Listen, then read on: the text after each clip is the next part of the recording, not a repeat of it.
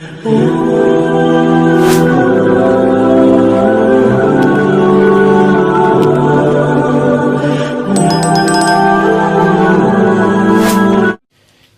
میلاد النبی صلی اللہ علیہ وسلم کی حقیقت کیا ہے، ضرورت کیا ہے اور تقاضے کیا ہیں، اس حوالے سے کچھ گزارشات عنوان گفتگو رہیں گی۔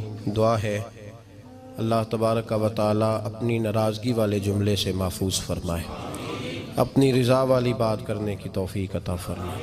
عزیز بھائیو، قرآن مجید فرقان حمید نے ارشاد فرمایا، قل بفضل اللہ، اے محبوب آپ فرما دیں جب اللہ کا فضل ملے، وَبِرَحْمَتِهِ اور اس کی رحمت ملے، فَبِذَلِكَ فَلْيَفْرَحُوا تو انہیں چاہیے کہ خوشی کا اظہار کریں۔ سورہ یونس کی آیت نمبر 58 ہے۔ جب اللہ کا فضل اور اس کی رحمت ملے تو خوشی کا اظہار کرو، خوشی کا۔ اسلام مسرتوں کا دین ہے، خوشیوں کا دین ہے۔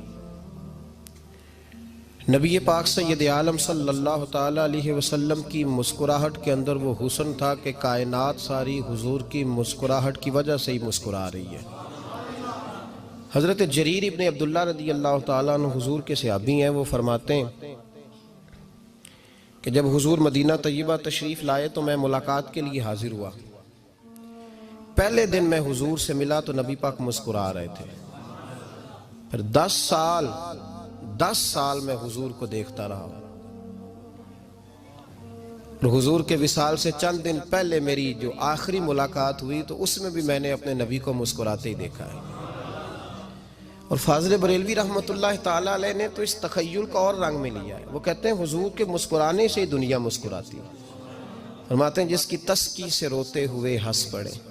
جب حضور ہلکا سا مسکراتے تھے تو رونے والوں کے دل بھی ٹھنڈے ہو جایا کرتے، غمزدہ لوگ مسکراتے تھے۔ حضور کی خوشیاں تقسیم کرتی تھی۔ نبی پاک صلی اللہ علیہ وسلم کا مسکرانا امت کے دلوں کو ٹھنڈا کرتا تھا۔ فرمایا جس کی تسکی سے روتے ہوئے ہنس پڑیں، اس تبسم کی عادت پہ لاکھوں سلام۔ اور فرمایا یہ نہیں تھا کہ حضور بڑے تکلف سے مسکراتے تھے، حضور کی تو عادت تھی، اس تبسم کی عادت پہ لاکھوں سلام، مسکراتے رہنا، خوشی کا اظہار۔ اسلام بہت ساری چیزوں کا انسان کو پابند کرتا ہے، حدود و قیود میں رہنے کا حکم دیتا ہے۔ صحابہ کرام علیہم رضوان کے ہاں شادی کے موقع پر بارات لے کر کے جانے کا کوئی رواج نہیں تھا۔ حضرت عبد الرحمن ابن عوف رضی اللہ تعالیٰ عنہ جیسے مالدار لوگ بھی شادی کرتے ہیں تو نبی پاک کے بغیر بھی بارات چلی جاتی ہے۔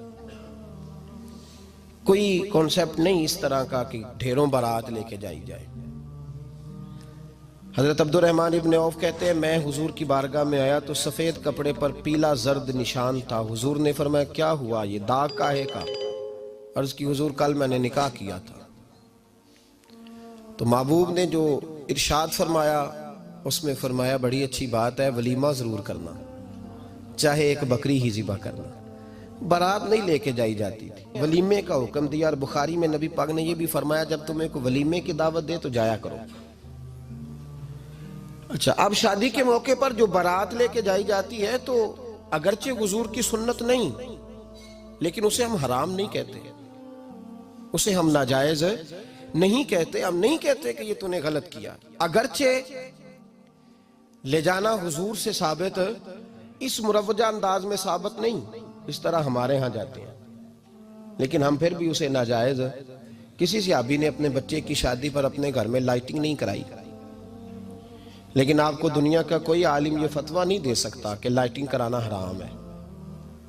آپ شادی کے موقع پہ ساری گلی سجا لو، آپ ساری چھتوں پہ لائٹنگ کرا لو، کوئی آدمی یہ آپ کو فتویٰ نہیں دے سکتا کہ شادی کے موقع پر لائٹنگ کرانا جائز نہیں۔ کبھی سنا ہے آپ نے کسی سے؟ بولیے، یہ جائز ہے، جائز پیسے ہیں تو ٹھیک۔ بلکہ میں اس سے آگے بڑھتا ہوں، اس سے تھوڑا اور آگے جاتا ہوں۔ حضرت عائشہ صدیقہ رضی اللہ تعالیٰ عنہ فرماتی ہیں میرا جو کمرہ تھا نا جس میں میں حضور کے ساتھ رہتی تھی اور ایک لمبا زندگی کا عرصہ گزارا، اس میں 3 آدمی سو سکتے تھے، چوتھے کے لیے جگہ ہی نہیں تھی، اور کچا تھا۔ کھجور کے تنے کھڑے کر کے اس پر کھجور کے پتوں کی چھت ڈالی گئی تھی۔ میں جب ہاتھ اٹھاتی تھی تو میرا ہاتھ اپنی چھت کو چھو جاتا تھا، یہ ہے سنت نبی پاک کی، یہ حضور کا طریقہ ہے۔ بتائیے پکے گھر میں، لینٹر والے گھر میں رہنا جائز کہ ناجائز؟ کیوں جی؟ حضور تو کچے مکان میں رہتے تھے، آپ نے کیسے پکا بنا لیا؟ اللہ کی محبوب علی دین کو اس کی اصل بات میں سمجھیں۔ آپ ایسا نہ کریں جس میں انتشار اور امت تقسیم ہو، اس کا اصل مزاج دیکھیں۔ مہندی کے موقع پہ اگر کوئی آدمی 6 دیگیں دال چاول کی پکاتا ہے تو منع نہیں، جائز پیسوں سے پکائے۔ انہیں لائٹنگ لگوائی، کوئی منع نہیں، سارے محلے کو کھانا کھلایا، کوئی منع نہیں، بلکہ نبی پاک نے فرمایا بہترین مسلمان ہی وہ ہے جو سلام پہلے لے اور روٹی زیادہ کھلائے، تو بہترین مسلمان ہے۔ ناجائز کیا ہے؟ ناجائز ہے شادی کے موقع پر بینڈ باجا بجانا، اس میں رقص کرنا، اس میں بھنگڑے ڈالنا، عورتوں مردوں کا اختلاط ہونا، عورتوں کی مووی بنانا، یہ چیزیں ناجائز ہیں۔ تو جو ناجائز ہے اس پہ پابندی لگائی جائے گی، جو جائز ہے اس کے بارے میں یہ کہا جائے گا کہ بھائی احتیاط کی جائے، سنت کی طرف دیکھا جائے تو بہتر یہی ہے۔ لیکن اگر کوئی کسی آدمی کے پاس جائز پیسے ہوں، وہ 100 کنال کے گھر میں رہے، اگرچہ سنت یہ نہیں، پر یہ تو کوئی فتویٰ نہیں نہ دے سکتا کہ حرام ہے تیرا 100 کنال کے گھر میں رہنا، کہ ہے فتویٰ کہیں آپ نے سنا؟ تو ہمارے ہاں تکلیف کا معاملہ یہ ہے۔ دیکھیں میرے بھائی، کسی بھی صحابی نے، بڑے درد کے ساتھ بات کر رہا ہوں اور یہ میرا درد ہے، میں درد سے اپنے دل کو، اپنے ایمان کو حاضر ناظر کہہ کے بات کر رہا ہوں۔ امت بٹ جاتی ہے ہر موقع پہ یار، ہر جگہ ہی تقسیم ہو رہی ہے امت مسلمہ، ہر روز کچھ نہ کچھ فتوے ایسے مل جاتے ہیں جس میں دراڑیں پڑتی ہیں۔ کسی صحابی نے کسی مسجد کے اندر اشتہار چھپوا کے، اعلان کرا کے درس قرآن کرایا ہے کبھی؟ سیرت النبی کا جلسہ، ختم بخاری، مدرسے کا دستار فضیلت کا جلسہ، آپ نے اشتہار پڑھے ہیں نا یہ سارے مکاتب فکر کے، ہوتے ہیں کہ نہیں ہوتے؟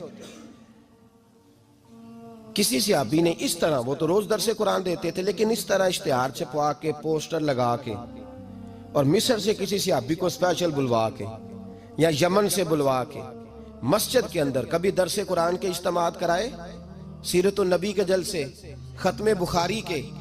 او بھائی یہ ساری چیزیں حضور کے صحابہ کی سنت سے مروجہ انداز میں ثابت نہیں۔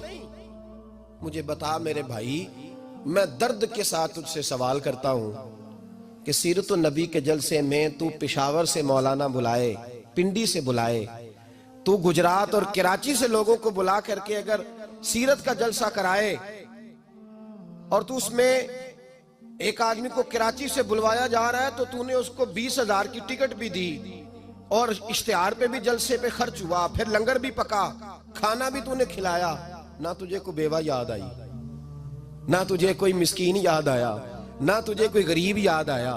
حالانکہ کہنا چاہیے تھا نا یہ جو ₹1,00,000 لگ رہا ہے کسی بیوہ کی خدمت کر دینی چاہیے، یتیم کو دے دینا چاہیے۔ درد کے ساتھ بات کر، سوال میرا یہ ہے کہ وہی کام جو سیرت کے جلسے میں ہوتے ہیں، پہلے تلاوت ہوتی ہے، پھر نعت ہوتی ہے، پھر کسی عالم کا بیان ہوتا ہے، وہی کام صرف نام بدل کے کیا جائے، عید میلاد النبی نام رکھا جائے صلی اللہ علیہ وسلم۔ یہ میں آپ کے ذہنوں پہ دستک دے رہا ہوں، تقریر نہیں کر رہا، صرف دستک دے رہا ہوں۔ او بھائی دیکھو، ایک آدمی وہی کام نام بدل کے کرے تو جائز ہے، اور اگر اس میں نبی پاک کے میلاد کا نام رکھ لیا جائے یا نعت کا نام رکھ لیا جائے تو پھر مجھے اجازت دے میں تجھ سے سوال کروں کہ صرف تجھے حضور کی تعریف پوری لگتی ہے؟ پھر مجھے اجازت دے کہ میں تجھ سے پوچھوں کہ صرف تجھے نعت اچھی نہیں لگتی؟ پھر مجھے اجازت دے کہ میں تجھ سے پوچھوں کہ تجھے صرف رسول اللہ کے قصیدے اچھے نہیں لگتے؟ دے مجھے اجازت کہ میں تجھ سے سوال کروں کہ جہاں ذکر رسول کی بات آئے وہاں تو پریشان کیوں ہوتا ہے؟ تجھے پتہ ہی نہیں یہ تو وہ ذکر ہے کہ رب فرماتا ہے تم بیان کرو نہ کرو وَرَفَعْنَا لَكَ ذِكْرَكَ، محبوب میں نے خود تیرے چرچے ساری دنیا میں بلند فرما دیے۔ اور نبی پاک نے پوچھا حضرت جبریل سے کہ چل جبریل تو بتا میری امت کو پتہ چلے رب نے میرا ذکر کیسے بلند کیا ہے؟ تو جناب جبریل کہنے لگے محبوبہ رب فرماتا ہے میرے نبی سے کہہ دے جہاں جہاں تیرے رب کا ذکر ہوگا وہاں وہاں تیرا بھی ذکر ہوتا رہے گا۔ یہ تو محتاج ہی نہیں کسی کا۔ اتنی جلدی لوگ بپھرتے ہیں۔ اللہ فرماتا ہے قل بفضل اللہ وبرحمتہ فبذلک فلیفرحوا، محبوب ان سے کہہ دو جب اللہ کا فضل ملے، جب اللہ کی رحمت ملے تو خوشی مناؤ، تیرا نہیں مجھے پتا، مجھے تیرا نہیں پتا، لیکن مجھ سے اگر تو پوچھے تو کائنات میں رب کا سب سے بڑا فضل بھی محمد مصطفیٰ ہی ہے، اور سب سے بڑی رحمت بھی محمد مصطفیٰ ہی ہے۔ وہ دو عالم کی رحمت تھے، وہ جہاں چاہتے وہیں رہتے، یہ تو ان کی مہربانی ہے کہ یہ عالم پسند آیا۔ رب کریم نے تجھے آنکھ دی، دنیا دیکھی تو نے، رب کریم نے تجھے قوت دی، تو نے دنیا گھومی، اور پھر رب نے تجھے بیٹے دیے تو میٹھا میوہ، اور بیٹیاں دی تو تیرے لیے باعث کرم، تیری چھاتی پہ بچے چڑھے تو تو نے کہا سب سے بڑی نعمت یہی ہے۔ کہ مالک کہتا ہے تو میرا بندہ تھا، میں نے دینا ہی تھا، تو نے دیا، احسان نہیں جتلایا، لیکن جب اپنا نبی دیا تو کہا میں نے بڑا احسان کیا تم پہ۔ لَقَدْ مَنَّ اللَّهُ عَلَى الْمُؤْمِنِينَ إِذْ بَعَثَ فِيهِمْ رَسُولًا، میں نے تم پر احسان کیا ہے۔ کون دیتا ہے کسی کو محبوب اپنا؟ نہ جانے رب نے یہ کیسے گوارا کیا۔ لَقَدْ مَنَّ اللَّهُ عَلَى الْمُؤْمِنِينَ إِذْ بَعَثَ فِيهِمْ رَسُولًا، اتنا بڑا فضل، اتنا بڑا فضل، فضل بھی حضور۔ اور جب بات رحمت کی آئی تو فرمایا مومنوں صرف تمہیں ہی نہیں، عیسائیوں، یہودیوں، سکھوں، دنیا میں جتنی مخلوق ہے، حتیٰ کہ جانور بھی، حتیٰ کہ چونٹیاں، نباتات، جمادات، ہر چیز، یا اللہ تو نے کیا دیا؟ فرمایا وما ارسلناک الا رحمتا للعالمین، میں جس کا رب ہوں ان سب کے لیے میں نے اپنے نبی کو رحمت بنا کے بھیج دیا ہے۔ بیٹے کے آنے پہ تو مٹھائی بانٹتا ہے، میلاد والے دن تو لائٹیں بند کر لیتا ہے، بیٹے کے آنے پر تو حلوائی بٹھاتا ہے، اور نبی پاک کے نام کی لائٹیں لگی ہوں تو پریشان ہوتا ہے۔ ہم سے کبھی پوچھ تجھے بتائیں، بس نہیں چلتا، ورنہ تاڑے توڑ کے چھتوں پہ لگا دیں۔ بس نہیں چلتا، فرشتوں کو بھی کہیں آؤ ہمارے ساتھ شامل ہو جاؤ، آمد مصطفیٰ مرحبا مرحبا کا نعرہ لگانا ہے، ہمارا بس نہیں چلتا، ورنہ دنیا کی ساری نعمتیں بچھا دیں اور لوگوں کو بتلائیں کہ اصل تو خوشی منانے کا دن ہی آج ہے جب اللہ نے ہمیں اپنا پیارا رسول عطا فرمایا ہے۔ اور ہمارے امام تو کہتا ہے میلاد نہ کر، ہمارے امام نے تو کہا حشر تک ڈالیں گے ہم، حشر تک، یہ 2-4 دن کا تو پروگرام ہی نہیں ہمارا، حشر تک ڈالیں گے ہم پیدائش مولا کی دھوم، اور مثل فارس نجد کے کلے گراتے جائیں گے، خاک ہو جائیں عدو جل کر مگر ہم تو رضا، دم میں جب تک دم ہے ذکر ان کا سناتے جائیں گے۔ ہمارا تو 1-2 دن کا پروگرام ہی نہیں۔ اور پھر سنو کتنی بڑی نعمت ہے۔ حضرت عباس سے کسی نے کہا تھا اللہ کی سب سے بڑی نعمت، تو بخاری اٹھانا، فرمانے لگے محمد نعمت اللہ، بخاری ہے بخاری، فرمایا محمد اللہ کی سب سے بڑی نعمت۔ Like, comment and subscribe. Like, comment and subscribe. Like, comment and subscribe.